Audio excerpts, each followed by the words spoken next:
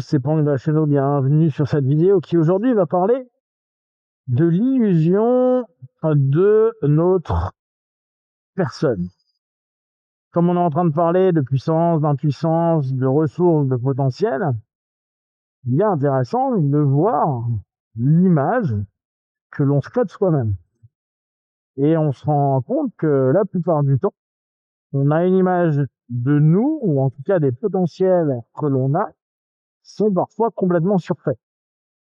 Et attention, c'est pas forcément lié à une notion narcissique excessive en tout cas, mais très souvent c'est lié à des facteurs psycho-éducatifs où on se rend compte que les gens nous ont parfois mis sur un piédestal, nous ont mis en avant, les gens étant souvent les premiers donneurs d'attention, qui vont être les parents, les grands-parents, la famille, etc. Alors là, ce coup-ci, je ne parle pas de famille trop dissonante, hein. En tout cas, elle peut ne pas paraître trop dissonante, avec cet écho qu'on a tout le temps, ce que vous fait votre enfant est merveilleux, super, incroyable, extraordinaire, et valorisez-le. Et je pense clairement, c'est bien de valoriser, faut pas non plus survaloriser. Ce que fait un enfant, c'est du niveau d'un enfant, et les comparaisons avec d'autres peuvent être faites, mais on sait toujours qu'il y a des gens qui vont être prodigieux et d'autres qui ne le font pas. Donc motivé à continuer, et pour revenir sur la précédente vidéo, à faire au mieux, c'est déjà quelque chose de très très bien. Si l'enfant déjà a fait au mieux et que il a déjà produit quelque chose qui est relativement ok, pourquoi pas. Après, si c'est produire pour produire, non, bien sûr, hein, faut être objectif aussi un petit peu, même si j'imagine que c'est complexe quand on est parent.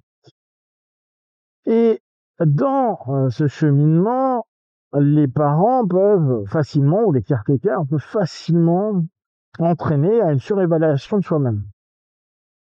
Combien de personnes ont vraiment l'impression d'être incroyables et géniaux? Alors, ouais, on a vu qu'il y avait des études super qui prenaient des classes considérées comme cancres et les nourrissaient de suggestions positives pendant toute l'année et se rendent compte qu'ils ont des résultats qui sont supérieurs à une classe qui était considérée comme bonne et où on les a pas motivés, voire on les a un peu démotivés.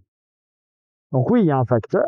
Il y a un facteur euh, de suggestion, de conditionnement psycho-émotionnel qui est à prendre en compte et qu'on ne peut pas du tout négliger.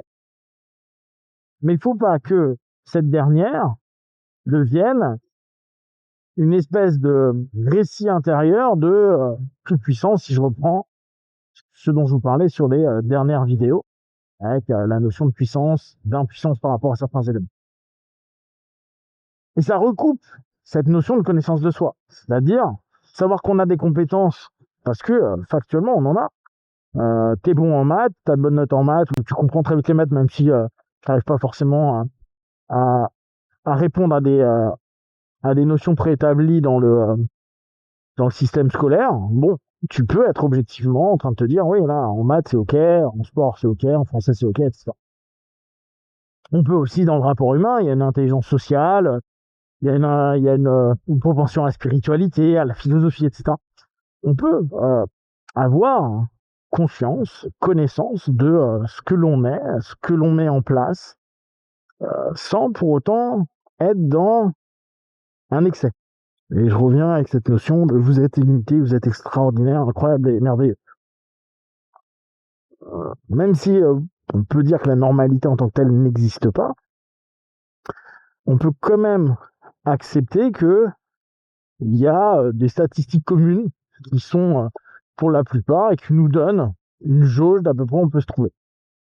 Et déjà, avec ce que l'on est, si on arrive à correctement utiliser nos points forts et considérer, et on peut remettre la notion d'impuissance que on n'a pas vraiment la puissance de changer sur quoi on est faible, ou sur quoi on est moins bon, on peut clairement amener une personne à s'équilibrer, se rééquilibrer, se respecter, et sans à aucun moment rentrer dans une espèce de mythomanie vis-à-vis d'eux-mêmes, de mythomanie vis-à-vis du monde, et cette espèce de sensations un petit peu absurdes peuvent avoir des personnes à se dire moi je suis capable de tout. On l'a beaucoup dans les mentalités avec, on va dire, les motivations de réussite. Je réussis tout, je suis capable de tout. Les motivations de force.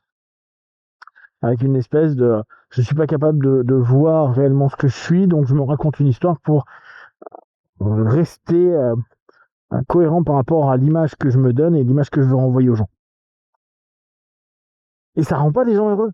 C'est-à-dire que c'est des personnes qui, la plupart du temps, vont même être incapables de mettre en place des choses parce que se croire capable de tout, réussir tout, et se rendre compte que, peut-être même avec les gens qui ont des facilités, hein, qui au départ ça marche, c'est super, waouh, je suis génial, et puis à un moment se rendre compte que non, ça, j'arrive pas à atteindre ça, ou se rendre compte qu'il y a des plafonds, qu'il y a des choses où ça va peut-être demander plus d'efforts, plus de compréhension.